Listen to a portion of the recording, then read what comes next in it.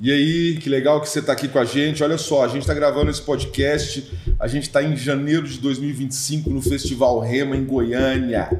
E a gente vai estar gravando uma série de podcasts e subindo aí para o YouTube, então eu não sei quando é que você está vendo, mas já quero pedir para você curtir, para você compartilhar, se for edificante para a sua vida. E é muito bom. Eu sou o pastor Kiko e hoje eu estou aqui com dois amigos, o pastor André e o pastor Luiz, e nós vamos conversar sobre as alegrias e as dores da vida ministerial, da vida pastoral.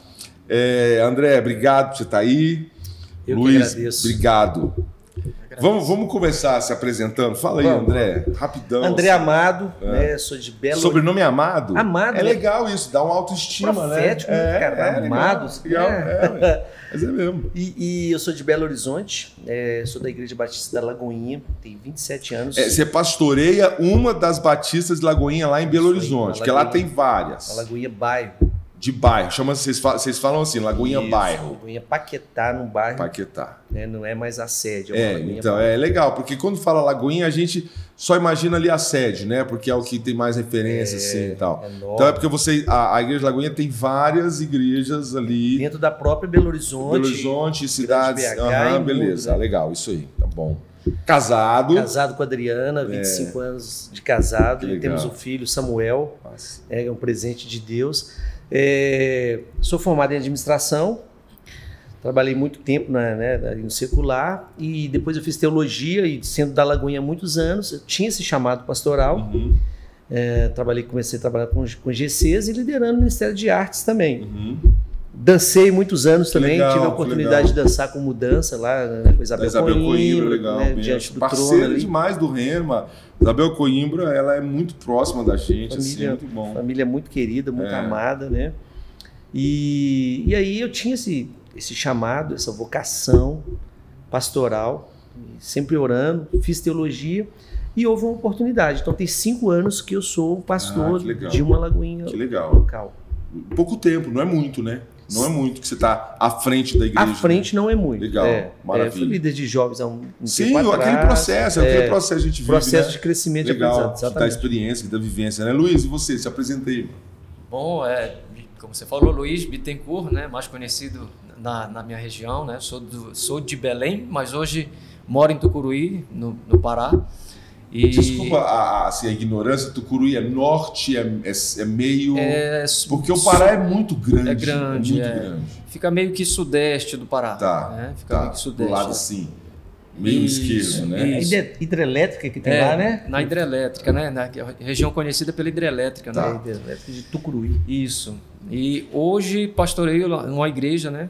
Há 6 anos, né? Como eu falei. O dia 4 agora concluiu 6 anos, né, que eu pastoreio essa igreja, a Igreja Batista Missionária, Casa de Oração, meu pastor apóstolo Renato, né, Renato de Jesus. Então é uma igreja filha, ela é uma plantação. Correto. Vocês que começaram o trabalho ou vocês assumiram o trabalho? Assumimos o trabalho. Já existia. Isso. O meu apóstolo, no caso meu pastor, ele abriu a igreja para acolher a sua família, sua mãe, sua família. Para cuidar do povo dele. Ali. Isso, há muitos anos atrás, né? E aí quando cheguei em Tucuruí em 2011, né? Servi o exército aí durante 8 anos como sargento temporário na região de Marabá e finalizei a carreira ali em Tucuruí e ali foi o local onde que eu chamo de minha Canaã, né? Onde o Senhor, de fato, me abraçou, né? E eu me entreguei ao Senhor Jesus ali naquele local. Então me fala isso. Como que você conheceu Jesus? Assim, não precisa sintetizar. Não precisa ser tudo assim, mas você nasceu num lar cristão, não nasceu? Quem pregou já tinha crente na família? Eu acho legal a gente ver esses caminhos aí que o Senhor faz. O caminho foi assim na minha vida, né? Cada um tem sua história, né? Sim. Na minha vida foi muito interessante porque durante toda a minha trajetória, eu creio que Deus sempre levantou alguém para que pudesse falar da palavra de Deus, legal.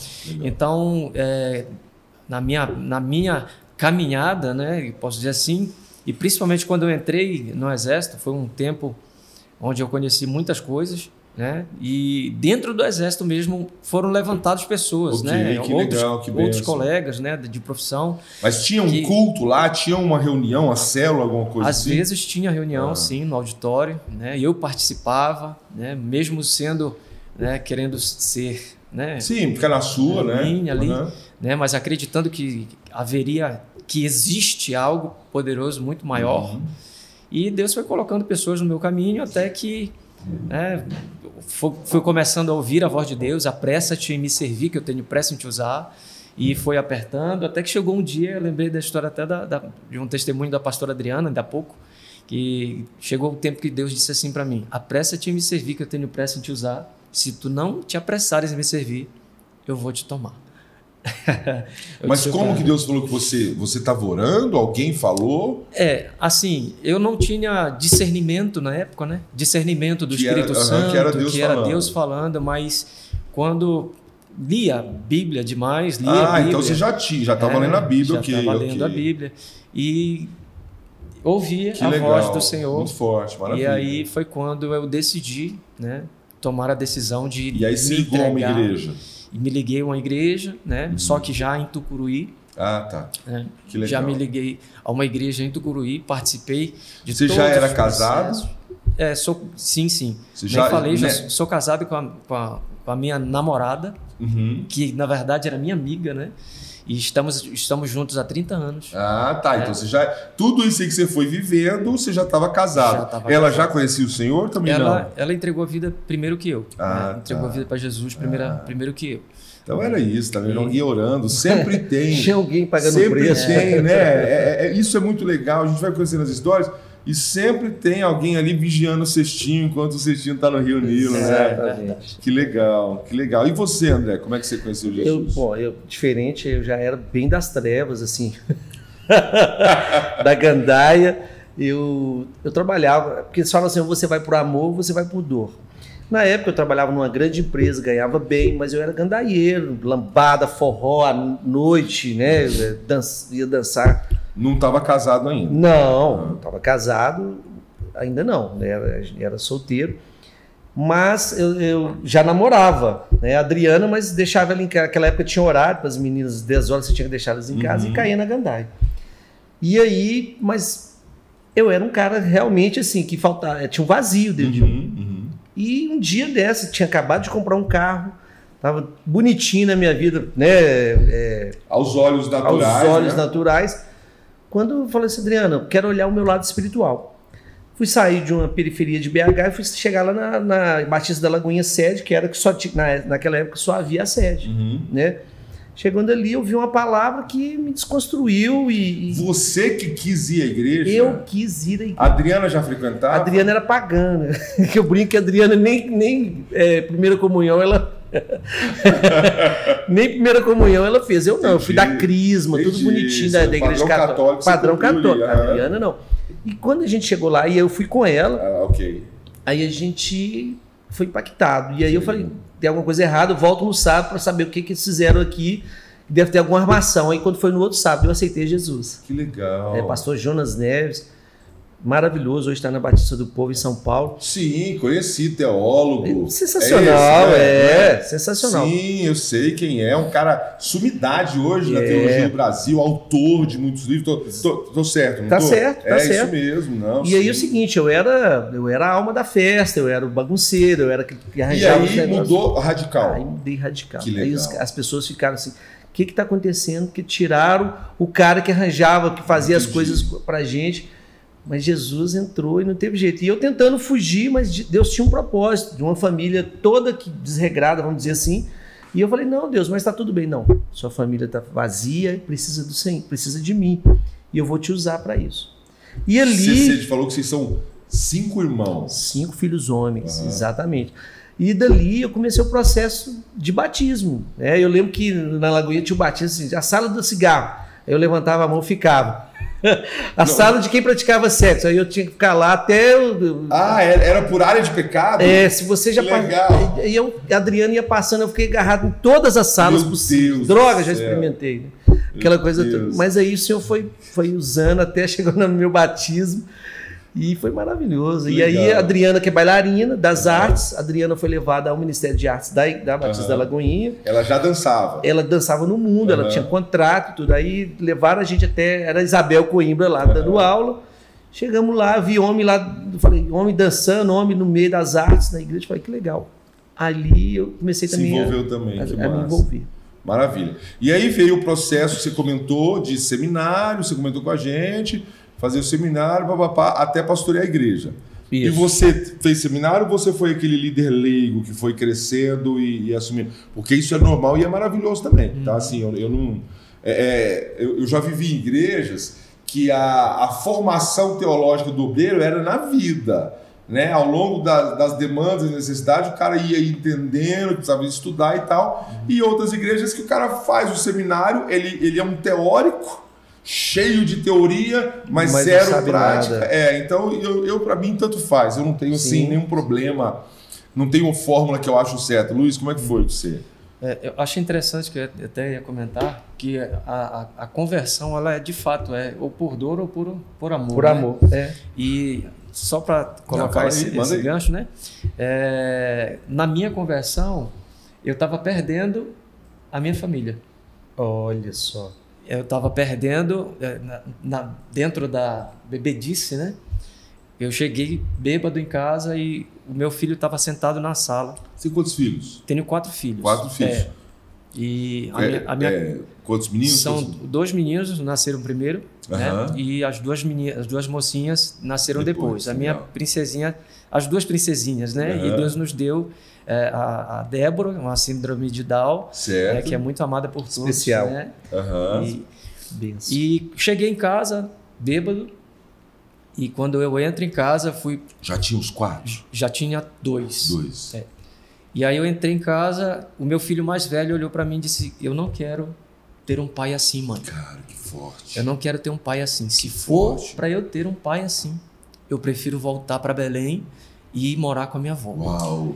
Quantos anos ele tinha, Luiz? Ele tinha 6 anos de idade. Meu Deus, que personalidade. Isso era Deus falando na boca dele. Deus falando na boca dele. Cara, que forte. E aquilo ali me impactou de uma forma tremenda, porque eu amava, né? Eu amo. Os filhos estão de olho na gente. Mas isso é maravilhoso. Mas falar 5, 6 anos... Nós somos referências. Não é normal, não. Toda referência. Deus usou o menino de uma forma... E ali foi... Né? Mais uma resposta de Deus. Por causa da mãe que estava orando, que imagino que a mãe deu um bom exemplo. Né? E aí eu te perguntei sobre como que você chegou no pastoreio. No pastoreio, nasci, né, nessa igreja, assim, entreguei minha vida nessa igreja, hoje, onde eu pastoreio. Quando eu entreguei minha vida para Jesus ali, passei pelo processo, né, de batismo, né, dos encontros com Deus, mover celular, legal. Reencontro, cara, o mover celular, ele foi muito bom. Eu não tenho problema com ele, não. Como eu nasci no Evangelho, diferente de vocês, eu nasci num lar cristão, eu já passei por todo o estilo digamos assim, de organização de igreja. Quando a igreja que a gente faz parte viveu a visão celular, cara, eu vivi feliz da vida, assim. Porque ele resgatou umas coisas que tá até precisando resgatar de novo, que, por exemplo, o evangelismo. Quando a visão celular entrou, a gente evangelizou mais, não é? E hoje eu acho que nós estamos precisando evangelizar de novo, porque as igrejas hoje, cara, eles não evangelizam, né? Nós criamos uma estrutura tão gostosa ali que ninguém quer sair dali não, quer ficar sentado no ar-condicionado. Tá, e aí, você começou a crescer, liderar? Liderei ali, né? Só que eu estava conversando há pouco com o pastor André, né?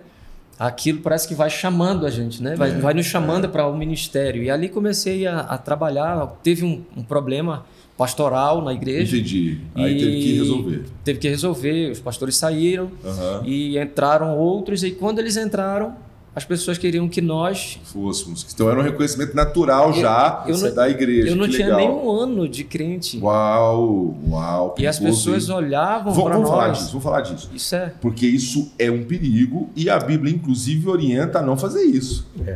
Que a Bíblia fala, não põe a mão precipitadamente, não traz neófito, né? Graças a Deus que deu certo, porque também, meu irmão, tem situações que Deus quer resolver e Ele resolve com quem está ali. Só que ali nesse tempo, nós Não, o pastor da igreja foram esses que foram trazidos e vocês precisam... Certo. Eu não tinha nem um ano de crente. Certo. Não, são eles ali, as pessoas... Na minha conversão, para você ter uma ideia... racha o coração da galera, porque o pessoal fica ali divididão. Né? Você vê, na minha conversa, quando eu disse assim, olha, igreja, acabou um culto de quarta, eu cheguei desesperado para entregar minha vida para Jesus. Uau. Eu disse, não, ninguém sai, pastor, não deixa ninguém sair. O que é, Bittencourt? O que foi? Que já te conheciam. Ele era meu cabo. Ah, vocês eram junto do exército, entendi. Que conflito de autoridade. De segunda a sexta você bate continência pra mim, sábado domingo eu bato continência pra você. O cara tem uma autoridade eclesiástica na minha vida. E ali, não, para tudo, não deixa, eu preciso... Né, falar um negócio aí a minha esposa pensou que eu ia confessar os meus pecados para a igreja toda, né? Entendi. E aí foi quando eu entreguei minha vida para Jesus. Não, como assim? O Bittencourt ele já tá, pastor. Eu comecei a frequentar essa igreja, né? Não crente ainda. O líder da célula dava mau testemunho. E aí... Ah, mas nunca passei por isso, não. Saiu. Não, isso não acontece. Só acontece lá no Pará, lá em Teve que sair, eu disse pro meu pastor, eu disse assim... Pastor, né? Não cabo, né? Eu disse, pastor, se for para eu ser crente igual a fulano de tal, eu não vou. Eu prefiro ficar onde eu tô. Cara, porque o dia... Ele ainda queimou o líder, né? O dia, eu fui bem assim, radical, né? Era gente militar, né, mano? Militar, né? Se for para ser, eu quero entrar de fato de cabeça. Eu quero servir a esse Deus. Que legal. E aí foi quando... olha só a ousadia, pastor. O senhor falou algo poderoso. O pastor disse assim, pois você vai assumir a célula a partir de hoje. Eu disse, meu Deus, como? Eu não entreguei a minha vida para Jesus, mas Deus tem um chamado para a sua vida. Que tremendo. E tal, e me colocou... Ousadia, eu não sei se... É um misto de ousadia e loucura, loucura, né? Para precipitar uma pessoa que não entregou a vida para Jesus. Mas, mano, é grande a seara e são poucos trabalhadores, cara. Precisa de trabalhador. E outra coisa, é igual você pegar um menino para levar para a seara, ele aprende ali na lida. Na lida, né? na prática. Não tem como fazer um curso, né? É local, às vezes tem lugares que tem muita mão de obra, tem lugares que não Exatamente. tem. Então é você mesmo, vambora. Inclusive, na nossa realidade, nós vemos a disponibilidade de pessoas, né? Para trabalhar de fato nessa seara. E eu vou falar uma coisa para vocês. Eu acho que hoje está pior. Eu acho que está pior em dois aspectos. Eu acho que os pastores não estão tendo coragem de botar a mão nos jovens, impor as mãos sobre eles e consagrar. E os jovens hoje, na minha opinião, não sonham também em ser pastores. Porque eu lembro que quando eu cheguei aqui para Goiânia, há 30 anos... Cara, a gente queria ser pastor, mano. Todo mundo queria ser pastor. Sabe aquela galera que você vai casar quando? Eu vou casar em dezembro. Não, casa em julho, dá um passo de fé que nós estamos precisando de pastor. Os caras casavam, antecipavam tudo e tava todo mundo louco para ser pastor, para servir a Deus. Era um mover. Hoje não, mano. Coisa, né? Hoje a galera quer trabalhar, quer ganhar dinheiro, né? Hoje pessoal... Você via a questão ministerial com tanto zelo e amor. Honra, né? E você fala assim, eu quero. E quem tinha um chamado, logo, né, se prontificava. E a gente vê hoje como que muda essa nuvem, né? A nuvem hoje é uma nuvem que as pessoas não querem. Né, André? O mundo mudou. Hoje as pessoas querem ganhar dinheiro. Uhum. Você vê as pessoas hoje fazem medicina. Ninguém faz medicina por vocação, cara. Eles fazem medicina por causa do dinheiro. Não é mais aquela meu sonho é ser médico. Não, meu sonho é ser milionário. Então, assim, o mundo mudou muito. Agora, me fala assim, de vocês, da vida ministerial. Eu amo servir o Senhor. Eu acho que a gente que é chamado por Deus, a gente está estragado para as outras coisas. A gente está estragado, né?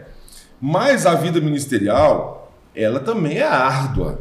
E eu vou jogar um conceito aqui muito, muito interessante, que é o seguinte. A Bíblia fala das virgens, que elas eram as prudentes e as nécias. Não, que elas eram quando ia haver um casamento, essas virgens eram as que ficavam com a noiva. E o noivo tinha um cara que era chamado de o amigo do noivo. Sim. Quem é esse cara, o amigo do noivo? O amigo do noivo era aquele cara que chegava na noiva e falava assim, ele é palmeirense. E ela falou, meu Deus do céu, eu sou corintiana, o que eu faço? Aí ele falava, cara, ela é corintiana. O amigo do noivo era aquele cara, porque o casamento não era igual hoje, tinha um namoro e tal. Então precisava desse interlocutor. Casamento arranjado, de família. Exato, ali, negociado e tal. O que nem podemos questionar, porque hoje está tranquilo e os casamentos tudo acaba, né? Então nem sabemos o que está certo. Meu avô mesmo conheceu minha avó para casar e ficou 65 anos casado, né? Então, mas aí, onde eu quero chegar? Eu acho que os pastores, a gente é um amigo do noivo. E a gente cuida da noiva dele. Isso é perigoso, porque a gente trabalha para a noiva de outro homem. Então a gente não pode se envolver com essa noiva.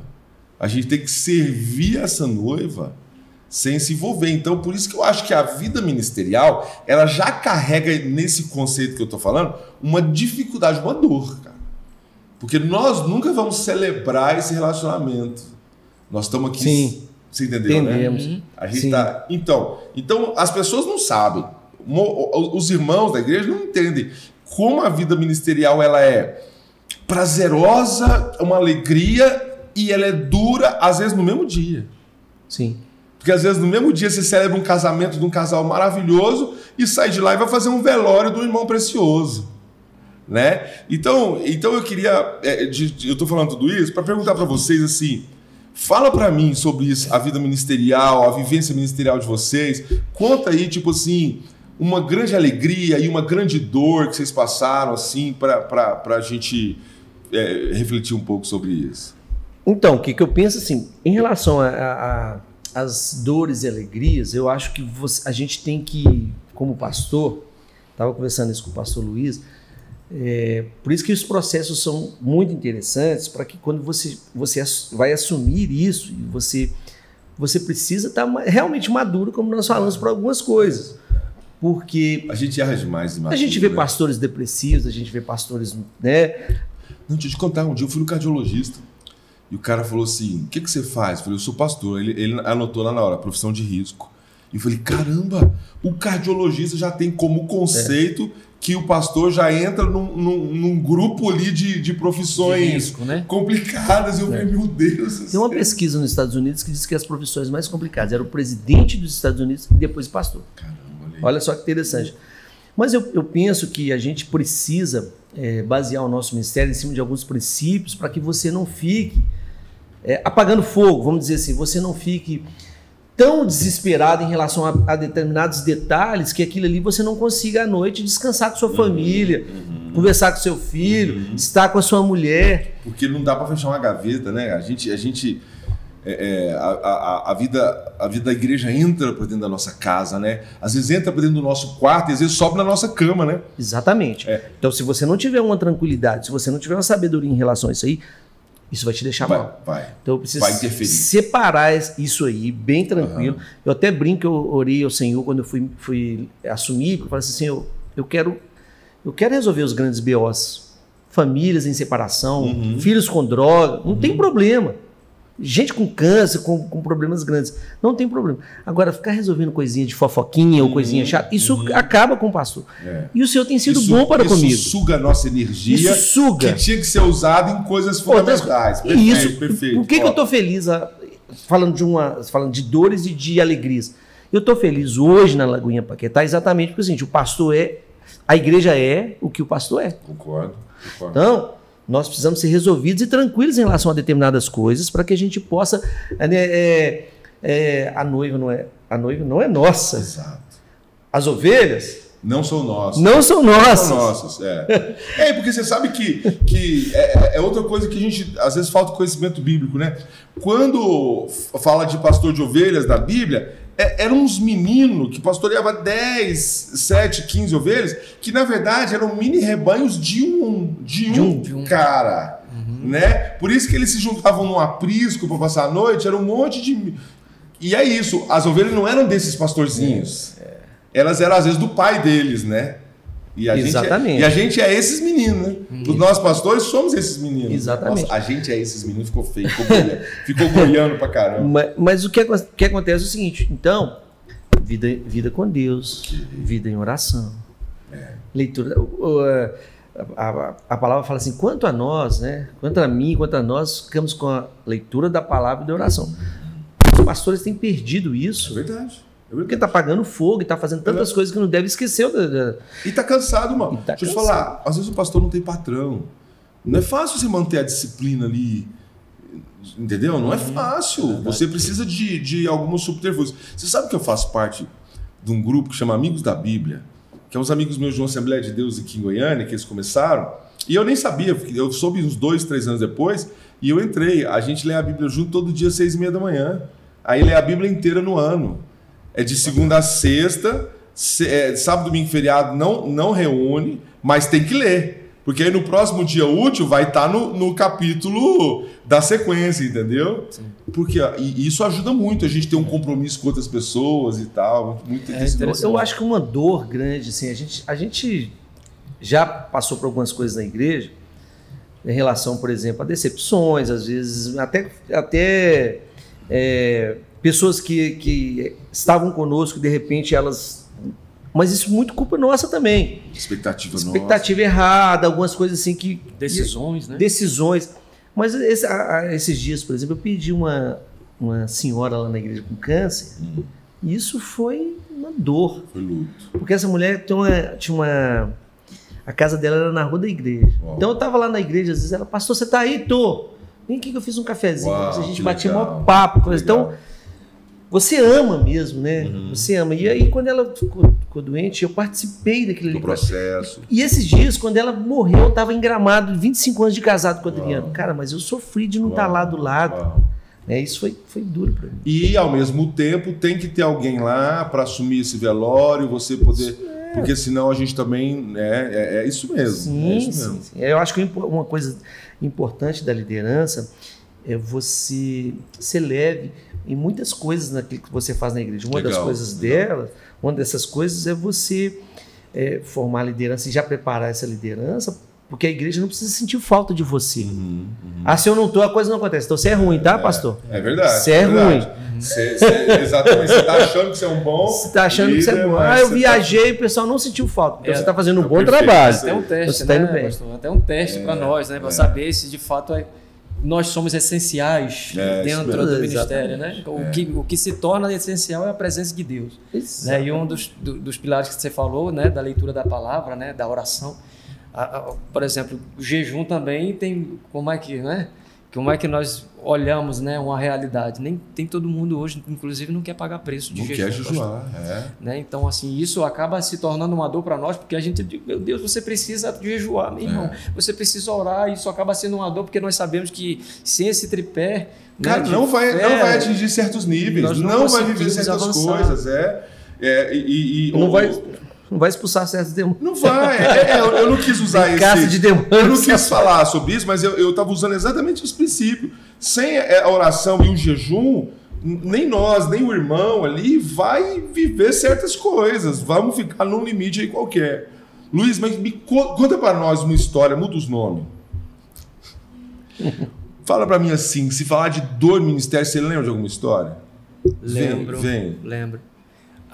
Uma das primeiras dores foi sair de onde eu entrei, né? De onde eu entrei. Eu me converti nessa igreja que eu pastorei, como eu falei, né? Uma das dores foi sair, né? Mas debaixo de oração, debaixo de jejum, de busca, eu tive que me ausentar. Não fui pastor lá naquele início da conversa, né?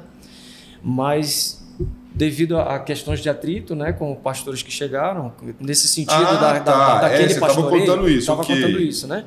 E aí nós entramos em oração e decidimos nos afastar daquela igreja, mas congregamos durante 3 anos em outro ministério, e de lá, dentro desse ministério, que nós fomos ordenados a pastores. E quando nós... Assim, foi um reboliço muito... que acabou, nós voltamos, né, para a aliança ministerial, que é hoje onde eu estou.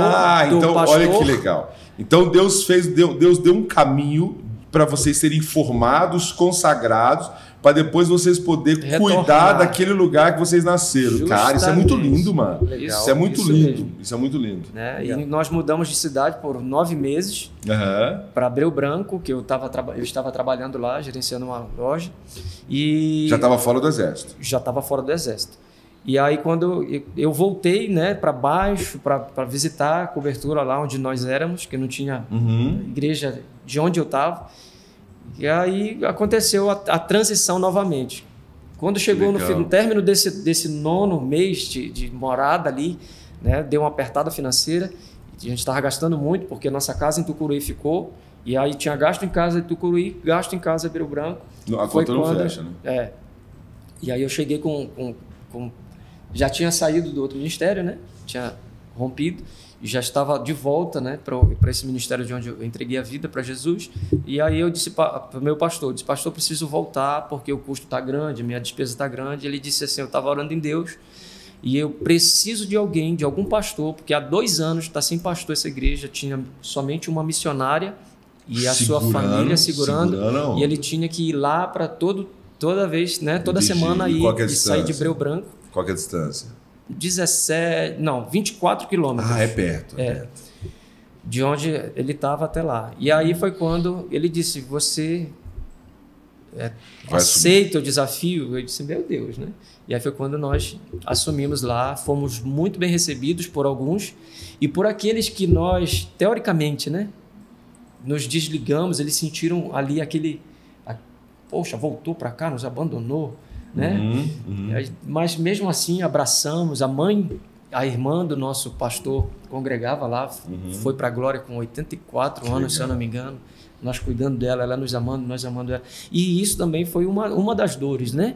Uma das dores ministeriais, como o pastor André falou, é perder aquele que nós cuidamos. Tá, mas aí quando eu falei de dor, você falou que a dor foi ter saído, né? Saído. Né? E também a questão desse nível de perda, né? Entendi. Desse nível de perda, de ter pessoas ali. Por exemplo, perdemos um irmão que na pandemia, no auge da pandemia, foi internado com um alto nível de diabetes. Ah, tá. Tinha essa comorbidade. Teve a perna amputada, meu Deus. Né, teve livramento de Covid, não pegou Covid dentro do Hospital Municipal da cidade, voltou, estava conosco, mas infelizmente, depois de um tempo... Né? Então, assim, a gente como pastor faz velório demais. Né? Fazemos. Faz velório demais. E perder pessoas, não somente para quando eles vão para a glória, mas perder pessoas, né, pastor? Enquanto um pastor chora, o outro sorri. Mas Kiko, a igreja é uma alegria. É uma alegria. Porque você pensa assim, você tá recebendo pessoas, uma pregação, Deus pode te usar para um serial killer. É verdade. E a gente vê coisas acontecendo de famílias desestruturadas que vão chegando, casais que estavam separados. Não, isso é maravilhoso. Ver o Senhor transformar a vida de um pai, de uma mãe, dos filhos é maravilhoso. Você sabe que eu tinha um medo? Quando eu estava pastoreando uma igreja que eu pastoreei, eu tinha um medo, cara, de não enxergar os valores dos irmãos. Tipo assim... Porque às vezes o cara na nossa igreja ele não é ninguém. E ele sai de lá e vira um líder de jovens em outra igreja frutífero. Eu falo, caramba, eu não vi isso. E eu falava, Deus, eu não quero. Eu tinha esse medo assim de eu queria que cada um pudesse viver plenamente aquilo que Deus tinha para ele. Porque eu vi isso acontecer, né? Isso é muito bom. Mas não é? Porque a gente se acostuma ali com o pessoal e às vezes não enxerga, né? Não enxerga. E ao mesmo tempo já errei muito pondo pessoas em funções e essas pessoas destruíram as coisas, cara. Eu estava até conversando com o Luiz o seguinte, é a pessoa certa no lugar certo. Isso aí. E a gente não pode ter pressa para colocar as pessoas. Eu falo que, estava falando com o Luiz o seguinte, quando chega um pastor na minha igreja, é a pessoa que eu mais tenho zelo e cautela. Porque ele veio de outra igreja, ele tem todo o trabalho. Então, vamos dar um tempo, vamos conversar, vamos esperar. Às vezes ele é um cara sensacional, mas para isso eu preciso esperar primeiro. Não, e eu sou mais radical ainda. Sabe o que eu acho, André? Que ele era pastor lá, aqui não é. Aqui ele traz o título, ok, mas ele não pastoreia ninguém. Então ele precisa se encontrar e pastorear pessoas e tal, e ficar tranquilo. Exatamente. Eu acho que uma das coisas complicadas do ministério os pastores lidar com poder. Verdade. Falam que é a barra da saia, a barra do ouro, né? Que é o poder de certa forma, e da autoridade, de poder. Então o que acontece? Quando fala ali em Coríntios que nós somos como Ruperete, né? Que é o remador de galé, aquele que o líder, o que está na frente, né? É aquele que... Está motivando, dando ritmo, né? É aquele que está remando lá embaixo do porão. E tem um capitão que está dando as ordens. Então, o grande problema é que os líderes hoje, eles querem ser, muitas vezes, o cara quer ser o primeiro, né? Vamos dizer assim, o cara quer ser o showman. Ditador. E aí a gente... Isso, eu acho que tem muita gente que está sofrendo com essas dores do ministério exatamente por isso, porque a igreja é do Senhor.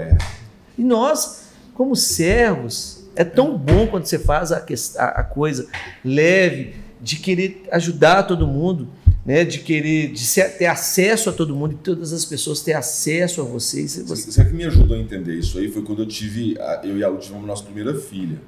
Tinha um pastor muito amigo nosso e ele falou para mim assim: Kiko, você quer ter seus filhos ou você quer ter filhos de Deus? E eu falei, me explica isso aí melhor, né? Ele falou, você pode ter suas filhas, você pode querer ter filho e tal, mas aí, quando esse filho tiver um problema, Deus não precisa se comprometer com isso, porque o filho é seu. Agora, se você entender que Deus vai te dar a oportunidade de cuidar de filhos dele, quando esse filho der algum problema, você vai poder dizer para Deus: Senhor, teu filho aqui que eu cuido. A perspectiva é outra. Exatamente. Isso me deu uma perspectiva na paternidade, mas também no ministério. Porque, igual você falou, aquelas ovelhas não são minhas. E aí, como a gente viveu essa visão celular, esse negócio de discípulos. Exato. Aí eu entendi também que não eram meus discípulos, que eu estava formando discípulos de Jesus e que eu era mais um. Isso me deu a leveza que você comentou, isso me ajudou a... Porque aí qualquer BO, eu falo, Senhor, é teu. Se fosse meu, eu esganava, mas não é, então... E nós, pastores, temos que pensar o seguinte: Cristo está sendo formado, porque é o seguinte, qual é a visão? Até que Cristo seja formado em vós. Exatamente. Se a pessoa chega na igreja e você vê, você pensa assim, a visão é Cristo sendo formado. Paulo fala lá em Efésios, né, capítulo 1, versículo, se eu não me engano, 15, e fala assim: oro, por essa causa eu me coloco de joelhos, para que Deus dê espírito de revelação, espírito de revelação, pleno conhecimento dele. Isso aí. Revelação e conhecimento dele.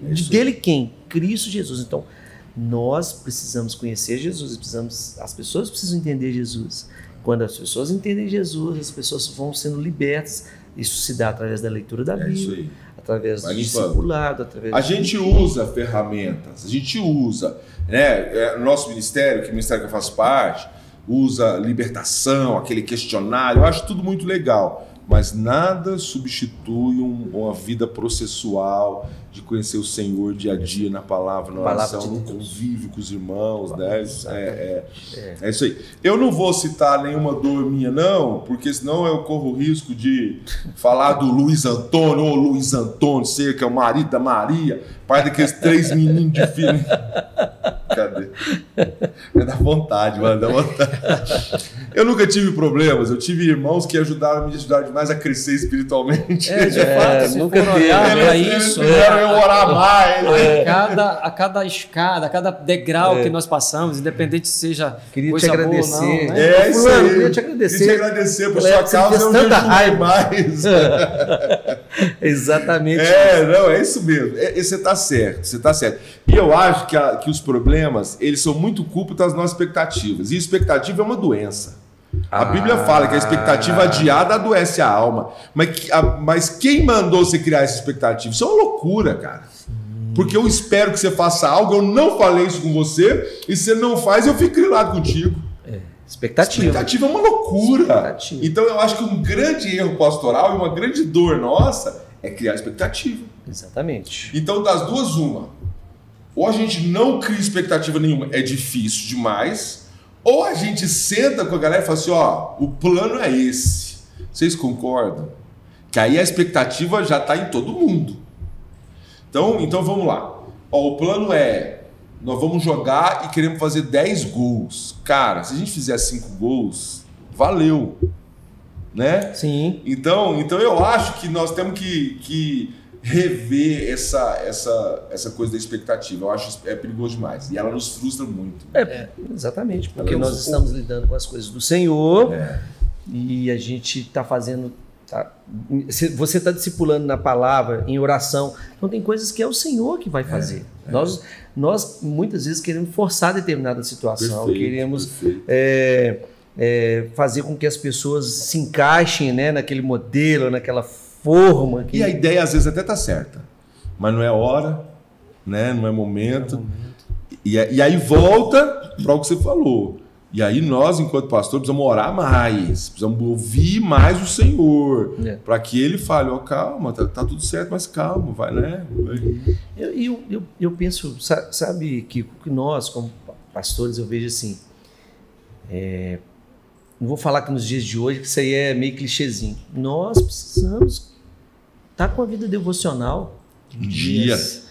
Precisamos... Não, porque você sabe o que eu acho mais perigoso na vida do pastor? É ler a Bíblia só para fazer pregação. Perigoso. É porque ele até está lendo, mas você não está lendo para se alimentar. Não, você está lendo para caramba, essa história aqui, eu vou fazer uma série aqui da vida de Davi. Deixa eu ler de novo a história de Davi, mas você não está ali buscando alimentos, você está buscando coisas de efeito. Lê aquele comentário, pronto, lê um negócio mais fortezinho. A gente... Isso, cara, eu já vivi tempos assim, que eu tive que falar, cara, eu tô errado, meu Deus do céu, eu preciso me alimentar disso aqui, não usar isso aqui. É uma das coisas mais nobres que tem, é você cuidar daquilo que é do Senhor, imagina. Isso é maravilhoso, isso é um privilégio. O que acontece, e aí eu até faço uma crítica, porque existe um chamado, e ser pastor não é para qualquer um. Mas tem que ser chamado para aguentar o tranco. Mas, quando você é chamado, você suporta. Pois é, então, mas eu acho que o Senhor, quando chama, é diferente de quando o homem chama. Exatamente. A grande questão é o seguinte, então aí vai um alerta, né, essa questão de ordenar de qualquer forma, consagrar de qualquer forma. Às vezes o cara fala bem, o cara usa uma roupa social, o cara dá um dízimo bom. Que é outro engano de hoje em dia, achar que o pastor é o pregador ou que um pregador é um pastor. Sim. Exatamente. Porque às vezes o pastor da igreja, ele é um ótimo pregador, mas ele tem um 02 ali que é um excelente pastor. Sim, que é o cara que visita ali, que vai no hospital, melhor que ele, às vezes. Ou às vezes o pastor principal, ele trabalha ainda secularmente, ele precisa de uma equipe para pastorear, né? Então, a gente também criou isso, que pregador é pastor, né? Pastor não é. Então, mas é interessante o seguinte, é a pessoa certa no lugar certo. Isso é um princípio. Para você colocar as pessoas certas no lugar certo, para que você, por exemplo, eu tenho lá comigo alguns jovens que pregam muito mais do que eu. Os caras são mestres. E você tem que fazer o que com esses caras? Lançá-los. Promovê-los, claro. Promovê-los. Claro. E os caras não querem ser pastor, não. E graças a Deus por isso. Porque os caras, o negócio deles é ensino. É ensino. É não deixar que a heresia chegue na igreja. E você ia dar uma unção que eles não têm e matar a que eles têm. Justamente. E mata o cara. Que muita gente está fazendo aí. Eu já vivi São isso. dores. Eu já vivi isso. Teve um amigo meu, ele era, mano, esse cara era o meu Natan. Ele era o meu profeta, eu falo era porque ele faleceu, na Covid ele faleceu. E um dia ele chegou para mim, estava comigo há muitos anos, ele falou, Kiko, os caras perguntaram, quando é que você vai me consagrar pastor? Eu falei, cara, deixa eu falar, você não é pastor, mano. Você não consegue liderar nenhuma célula, mas quando você sobe aqui no púlpito e interrompe ali o louvor, e dá uma palavra, toda a igreja reconhece a sua voz profética. Você é um profeta, cara. Se eu te consagro pastor, eu vou matar o ministério que Deus te deu. Mano, eu não vou fazer isso. Eu falei pra ele. Eu não vou fazer. Ele desceu meio ruim, assim. Eu acho que... Porque, querendo ou não, havia muito esse lance de ser pastor e tal. Sim, né? Sim. Mas é isso, cara. Eu ia matar, E as pessoas, elas hoje, por exemplo, como o pastor André estava falando, né? Pessoas certas no lugar certo. Às vezes, uma pessoa... Já aconteceu dentro da nossa igreja até. É uma pessoa louco para ser pastor. Isso. Mas o ministério dele dentro da palavra era um ministério de mestre, por exemplo, um ministério profético. Tem gente que quer ser profeta, mas não busca a palavra, não faz aquele jejum, né? não tem momento, né, de intimidade em oração. Então, vamos ser natural aqui um pouquinho. Todo mundo só quer os ministérios do microfone, mano. É verdade. Ninguém tá querendo falar, pastor, o seguinte, ó, eu não quero aparecer. Quero ir lá pro presídio. Mas eu quero Onde que tá? Onde que tá clínica faltando? de recuperação. Uma vez chegou um comigo e disse assim, pastor, eu tenho uma palavra de Deus para liberar num culto de domingo. O senhor me libera um culto de domingo. E tem que ser o de ceia. Não, meu filho, não, vamos continuar orando. Libera essa palavra para mim, para eu entender primeiro, para depois a gente conversar. Então, assim, de fato, o microfone ele tem sido um chama para muitas pessoas, né? Porque quando acredita assim que as pessoas, quando tá na frente do microfone, é ela e não tem mais Jesus, não tem o Espírito Santo. Eu acho que uma das coisas, pastor Luiz, que é o seguinte, quando a gente ama e tem paixão com aquilo que a gente faz, eu sou apaixonado, eu amo a igreja. Eu falo o seguinte, que eu estou na Lagoinha Paquetá, e é tão engraçado você falar Lagoinha Paquetá, porque você é muito normal. Mas para quem não é de Belo Horizonte, Paquetá é um bairro. É um bairro. Pois é. É a mesma coisa, né? Que é o normal de vocês, por isso que tem que explicar. Tem que explicar. Aí dá os nomes da igreja de acordo com o bairro. É um bairro de periferia, mas, por exemplo, vamos supor, hoje a Lagoinha é uma igreja global, e fala assim, você quer ir para Manhattan, para Orlando? Não, eu quero ficar na Lagoinha Paquetá, Lagoinha de bairro. Lá que Deus te tem um povo. É claro que nós, como pastores, a gente não pode ficar ali a vida toda achando que aquilo é meu e de repente Deus vai te levar para outro lugar. Que é o problema do amigo do noivo ali. Né? Exatamente. Mas eu penso assim, até essa igreja, ela dá frutos e ela está pronta para receber outra pessoa, beleza, você está ali. Mas eu falo assim, quando você ama aquilo que você faz e você tem um chamado, encaixa, então nós estamos falando das dores e nós estamos falando das benesses, das bênçãos, das alegrias que é de ser pastor. Isso é maravilhoso. Porque você faz uma visita e você conhece as pessoas e você bate um papo. Né? Você dá uma palavra ali, Deus te usa e aquilo muda o rumo e traz aquilo que Deus tinha planejado para alguém. Cara, que privilégio. Isso é maravilhoso. Maravilhoso. Você celebrar um casamento, você fala, cara, e esse casamento, que povo crente, que povo que ama a Deus, que família linda que está formando, né? É muito bom. Isso, e eu acho que é isso, porque as pessoas às vezes falam assim, a questão de ser pastor, e fala hoje de tudo que tem acontecido em relação a isso, mas exatamente porque as pessoas estão se perdendo nisso aí. Estão procurando o microfone, ou estão abraçando as coisas. Lugar errado. Lugar errado. E assim, como você falou, né? Também é paixão. Eu vejo o pastoreio, nós, pastores, nós andamos com muitas marcas, né? Nós andamos com muitas marcas, muitas dores, mas o que nos alegra cicatrizes, mas o que nos alegra é de olhar para famílias, para pessoas e da forma que chegaram, não por nós, mas por aquilo que foi transmitido. Nós somos um instrumento ali. Claro, o bisturi não dá entrevista, quem dá entrevista é o médico, né? A gente é o bisturi, irmão, a gente é um instrumento, né?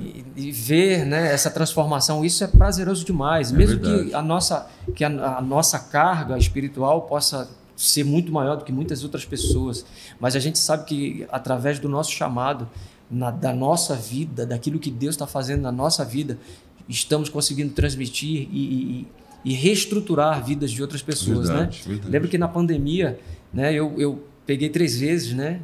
Covid. Dá para pedir gol no Fantástico. Dá para pedir. E eu fiquei trancado no quarto, né? Minha família longe, principalmente a minha filha Débora, né? Com Down, né? E é mais frágil, né? A saúde. É mais frágil. Para a glória de Deus não pegou até, e não foi.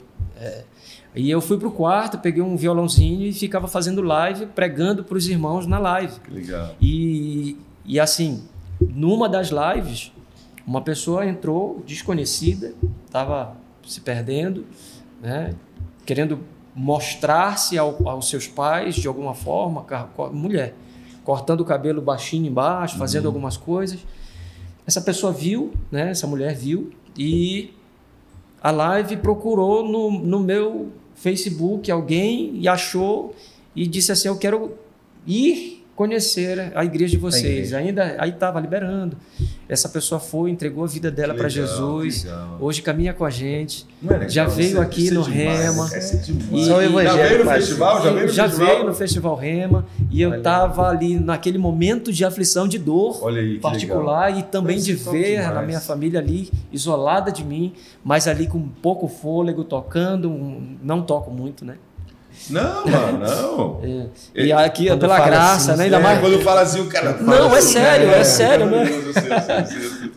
E aí, mas mesmo assim, através não foi de tocar, foi da palavra de Deus, porque ela não volta vazia. Semente lançada, né? Então, assim, isso nos enche de alegria, né? Esse dia eu tava no casamento lindo, casamento de crente, irmão. Porque tem uns casamentos de crente agora que eu vou te falar, mano, dá tristeza. Acaba aquele casamento lindo, você faz uma celebração maravilhosa, depois vai... A lei solta a Anitta. Não, mano. Cervejada. Cara, que casamento. Não, os meninos crentes, o casalzinho crente, que eles casaram assim, a noiva entrou antes, depois veio o noivo, né? Bem legal.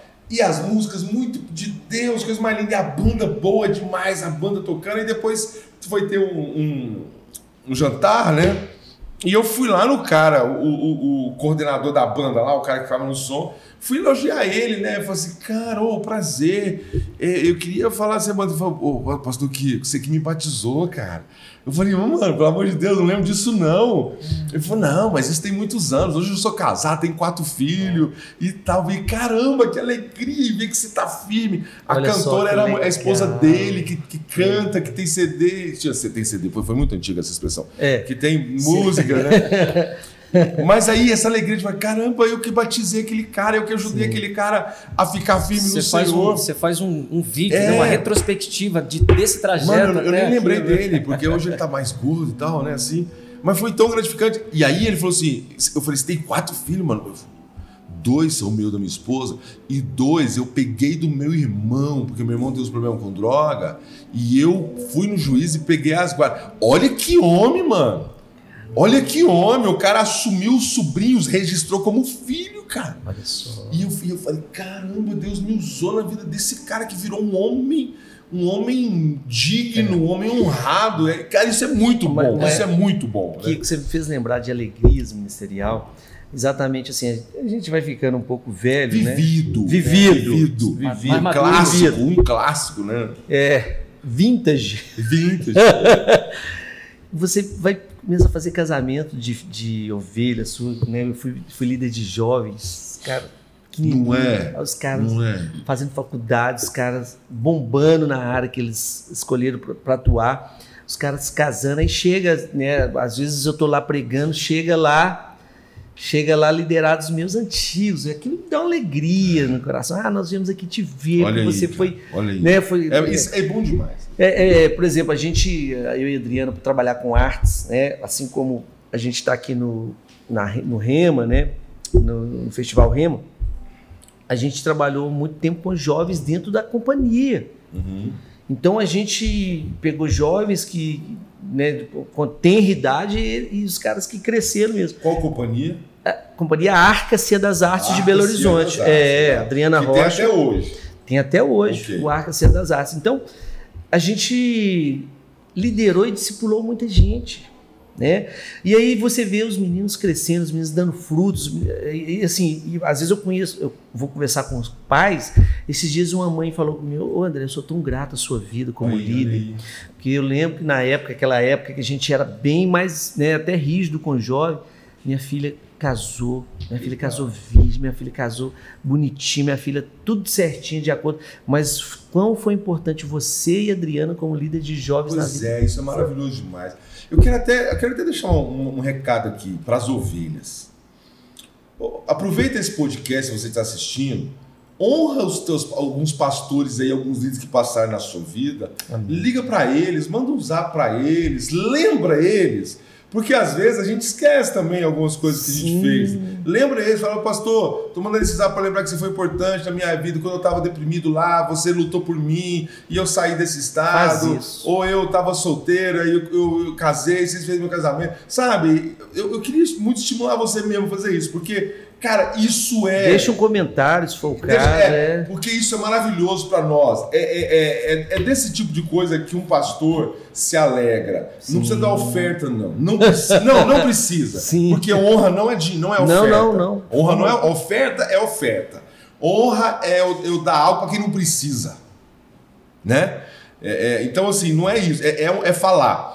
Esses dias a gente estava numa igreja de uns amigos nossos e a sobrinha dele, ela foi do Rema muitos anos ali, desde criança, dançou, protagonizou espetáculo nosso e hoje ela não está dançando mais, porque a mãe dela está nos Estados Unidos e ela tem ido embora. E ela veio e ela me abordou lá no culto. Ela e a avó dela falou: Kiko, ó, a gente está aqui vendo vocês e eu queria agradecer vocês pelo que vocês fizeram com a minha neta, e a neta é mesmo. Eu falei: para. Vai lá na Lu, vai lá na pastora Adriana, na pastora Lu, fala isso para elas, por favor. Por favor. Elas precisam ouvir isso. E aí, no outro, 2 dias depois tinha um espetáculo, e ela foi no espetáculo, e ela procurou a Lu e a Adriana para dizer, e eu falei: obrigado, é isso. É isso que a gente, às vezes, isso às vezes é remédio, né? É remédio. Pro nosso coração. É bálsamo. É bálsamo. Eu queria motivar você que está vendo isso. Por favor. Honra o cara que te ganhou para Jesus. Ó, a minha esposa não nasceu no lar cristão. Meu sogro, minha sogra, eles foram os primeiros a converter. E até hoje, todas as vezes que eu encontro a família que foi muito fundamental para ganhar isso para Jesus, eu agradeço ele. Ele chama Presley, é pastor, então... Presley, obrigado, porque você foi instrumento para ganhar a Lu para Jesus. E se ela não tivesse convertido, eu não tinha conhecido ela, eu não tinha casado com ela. Então, mano, eu devo muito da minha vida para você. Ele fala: para, Kiko. E às vezes ele vem no festival, por exemplo, e eu encontro ele todo dia eu agradeço ele. Ele vai lá, Kiko, fala: mano, deixa eu te honrar. Mas que legal. Deixa eu reconhecer, mano, eu sou grato a você. Eu falo pra ele. Tem hora que fica até parecendo que é zoeira, mas não é. Todas as vezes que eu encontro com ele, eu agradeço ele por ter pregado o evangelho pra minha esposa, cara. Você imagina... Pode falar, queridão. Na minha vida, desculpa, né, pastor? Na minha vida eu tive esse entendimento, né? Quando eu entreguei minha vida para Jesus, eu fiquei muito feliz. E aí Deus me fez lembrar de todas as pessoas, tanto dentro do exército quanto fora do exército. Teve pessoas de Belém que foram morar em Marabá, por exemplo, né? que a esposa dessa pessoa era de uma igreja. Eles eram cristãos, foram para morar em Marabá. A minha irmã disse: olha, está chegando uma amiga minha que trabalhou comigo, aí eu quero que você receba ela. Eu disse: tá bom, eu vou atrás. Cheguei. Esse homem chamado Isaías, né? Ele não mora mais em Marabá, mora em Barcarena, né?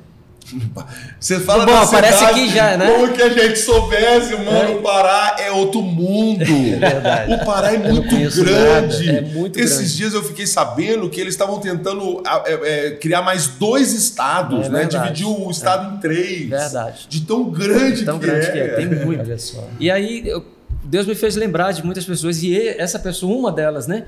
Foi uma pessoa que pregou muito, e eu lembro da época da pregação, porque quando a pessoa é do mundo... Não, olha né? isso, cara. Mas quando, a semente lá, há muito tempo. Olha, que legal. E ali ele pregava muito sobre Paulo para mim, né?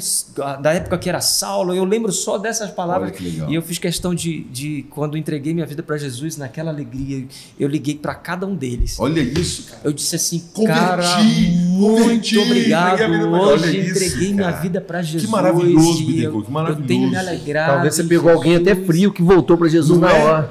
É só um testemunho. Ele infelizmente largou, né, da esposa, né, e ficou largado em Marabá na época. O apóstolo Sandro Murilo, sim, daqui de Goiânia, eu fui deixar ele no aeroporto de Marabá, e eu disse: apóstolo, por favor, me deixa, fala com o apóstolo Silas, né, que é de lá de Tucuruí também. Fala com o apóstolo Silas que eu preciso ficar um pouco aqui, que eu preciso ir na casa de um amigo que semeou a palavra na minha vida. E hoje, né, também por essa semente eu estarei. Aí eu fui atrás dele, pastor. Fui atrás dele e ele chorou demais comigo, oramos juntos. Eu disse assim: eu quero te levar para casa hoje. Você sabe que foi isso que Barnabé fez com Paulo, né, mano? Paulo converteu, começou a pregar, e os discípulos: isso não rola, não, esse irmão. Cara daqui. Sai fora. E esse cara voltou pra Tarso, estava lá na mó deprê, e Barnabé vai atrás dele, mano. Olha só. Que legal, que legal. E aí eu levei ele pra casa, passou final de semana em casa, levei ele pra nossa igreja. e ele voltou para o Senhor. Glória a Deus, e mano. assim É isso aí. Meu Deus. É isso aí. É isso loucura, aí. só Deus maravilha, faz. maravilha. Ô, gente, beleza. Vamos partir pro final aí. Deixa uma mensagem aí. Sei lá, fala o que está no seu coração. Eu queria agradecer, né, por estar participando desse podcast. Bênção demais. E assim, uma mensagem que eu queria deixar é que o nosso Senhor Jesus Cristo, que tem todo o poder, né, maravilhoso, ele, como diz ali em Filipenses 2, né, ele vestiu pele humana, ele se esvaziou para se tornar semelhante ao homem, né, ao ser humano. Ele que tem todo o poder veio de uma manjedoura, né, o Senhor que tem que tem toda a honra e a glória é dele. Ele se fez, né, homem simples, né? E às vezes os homens querem se tornar deuses. É verdade. Então a mensagem que eu quero dizer para nós que estamos falando é exatamente, né, para você que tem um cargo, que está, né, às vezes na frente, né, para que você possa ser servo, amém, ser humilde, buscar do Senhor essa unção para que você possa exercer a função do Senhor em nome de Jesus. Em nome de amém? Jesus, amém. Amém. Uma mensagem também, pode jogar aqui. Aqui, né? Assim, com muita cautela de falar de tudo que foi falado aqui. Você traz um equilíbrio para mim e para o André, né? Que a gente e aí o Bittencourt vai e traz muito bom, cara, muito bom, nossa. Diante dessa questão ministerial, né? Hoje o que eu tenho visto, né, e presenciado muito é que nós precisamos de fato amar mais aqueles que estão sobre a nossa responsabilidade, porque independente das nossas dores, independente das alegrias que o Senhor tem trazido e as próprias dores para nos ensinar a crescer, eu quero dizer para você, né, que está nos ouvindo, nos assistindo, que seja firme, né? Seja firme no Senhor, saiba que Deus ele nos recompensará no final, né, na sua vinda, e esse ministério que Deus colocou, independente se seja pastoral, apostólico, profeta, independente dele, né, mestre, evangelista, você carrega algo precioso e que independente das dores ou alegrias que você carrega, saiba que o Senhor é contigo e que você possa cada dia mais se disponibilizar e amar aqueles, principalmente aqueles que te ferem, né, porque você sabe que a glória não vai ser sua, nunca vai ser nossa, vai ser do Senhor, né, como nós sabemos aí, que o Senhor ele veio de fato para nos ensinar isso, né? Se deixando ser ferido, se deixando ser levado ao matadouro para que pudesse a remissão dos nossos pecados e deixar uma mensagem para nós, amar o nosso próximo. Amém. Muito bom, porque a compaixão está acabando, né? É uma luta nossa. Meu irmão, você que ficou com a gente até agora, por favor, 2 coisas que eu quero te pedir. Manda esse podcast para alguém. Aliás, mais coisas, vou te pedir, curte, né? Faz tudo o que tem que fazer. Quero agradecer aqui o pessoal do Estúdio Fábrica que proporciona isso aqui para nós. E eu quero falar assim que eu quero honrar eles, porque eu amo fazer isso aqui. Então, quando tem a oportunidade que vou gravar podcast, eu já falo para o pastor Adriano e para a pastora Lu, pelo amor de Deus, deixa eu fazer esse negócio. Que se eu pudesse, eu trabalhava com isso o dia inteiro, né? Então, eu quero honrar os meninos do Estúdio Fábrica e eu quero, de novo, pedir para você, a única coisa que eu quero te pedir agora, real, honra a galera que passou pela sua vida, liga, manda um zap, manda um presentinho, uma caixa de bombom boa, bombom não do supermercado, não, do Cacau Show, assim, Cacau Show nem tá patrocinando nada, não, mas é só para mostrar um carinho por quem passou pela sua vida e de alguma maneira te ajudou nessa jornada de fé. Obrigado André, obrigado Luiz por ter compartilhado conosco aí o testemunho, né, a vida de vocês. Isso enriquece muito a gente, isso muda muito assim a nossa caminhada. Obrigado. Esperamos. Agradecemos. Obrigado também. a você. Muito bom, glória a Deus. Gente, valeu, abraço, Deus abençoe sua vida.